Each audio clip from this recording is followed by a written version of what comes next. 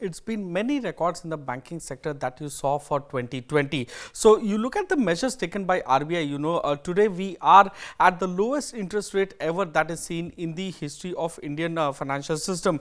The moratoriums were given for loans which were, under default in lockdown period. So, and also the fact that, RBI boosted the system with abundant liquidity.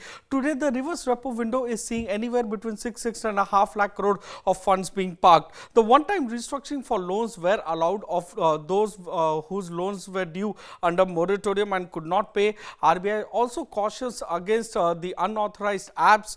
They asked banks to raise sufficient funds. We saw banks raising over 80,000 crore this fiscal so far, and they have also asked banks to stop paying out dividend in order to ensure that banks are well capitalized. Watch out ahead. RBI has given out discussion paper with respect to corporate governance and ownership structure in private banks, converting the large NBFCs to banks. There is also a discussion paper on that, as well as the CEO duration of private banks. We have seen RBI giving out paper where they said anything about 10-12 years needs to be reworked and re-looked into. So there are bailouts which were needed by RBI in this fiscal.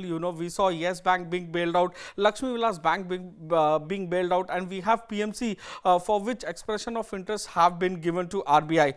There are also few records in terms of fundamentals. We saw banking sector report 27,800 odd crore profit in Q2, which is the highest in last 20 quarters. The gross NPA ratio of PSU banks came down to 10.2% in Q2, which was the lowest in last 17 odd quarters. However, on the flip side, the credit growth, which is at around 5.5% YOY growth, is the lowest in last 3 years. And if you remove the ECLGS, we are in negative terrain in terms of loan growth for this year as well.